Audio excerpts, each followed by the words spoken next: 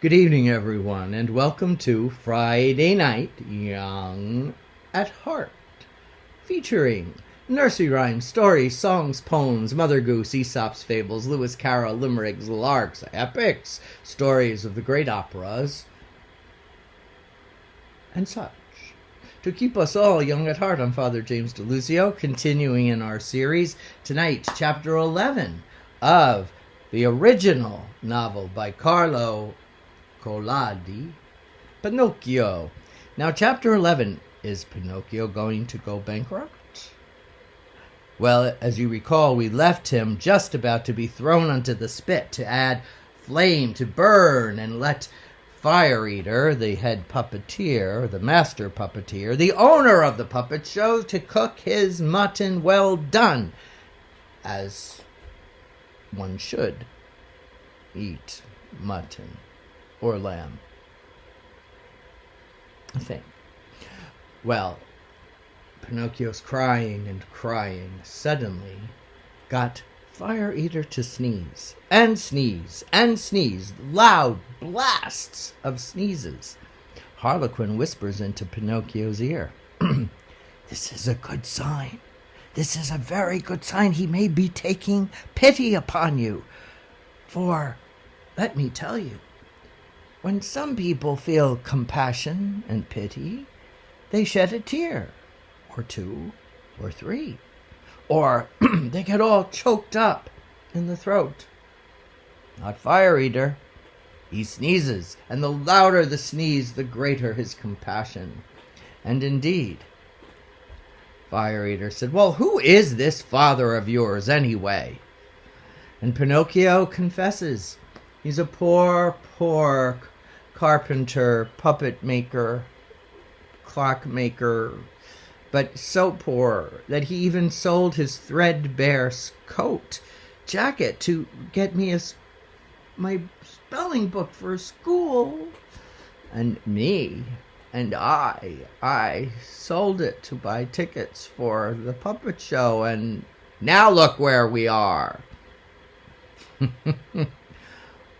"I feel sorry for your father," said Fire Eater, and sneeze and sneeze and sneeze again he did. "But," he said, "I'm still hungry, and I want a good fire to cook this mutton well. Bring Harlequin here." "Not Harlequin," cried Pinocchio. "It was Harlequin who was trying to save me from your fire to be firewood. Don't harm Harlequin. I have no concern. My concern now is only for my belly, and I want a good blazing fire, for I like my mutton well done, as anyone should." Well, Pinocchio kneels down in front of Fire Eater and pleads with him, "Signori Fire Eater, don't hurt Harlequin." "No one calls me Signori," said the Fire Eater. "Bring Harlequin here." "Oh, your Excellency, great knight, please don't hurt Harlequin." "No one calls me great knight. No one calls me whatever. Bring Harlequin here." "My lord, bring Harlequin. Exonerate him." And so Fire Eater says, "I don't care what you call me. I'm hungry." Then Pinocchio said, "Stop! I know my duty. Take me instead." "Take you instead?"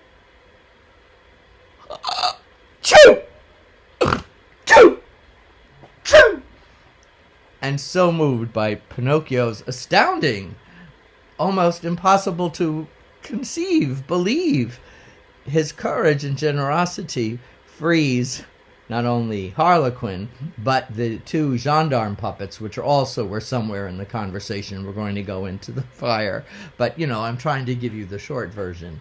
So all the puppets go joyfully onto the puppet stage, and they dance and sing, and we find them early at dawn, dancing and singing and giving thanks for Pinocchio. And that is the end of chapter 11, a joyful way to start your weekend, I should think. Thank you so much for joining me. Have a great night. God bless everyone.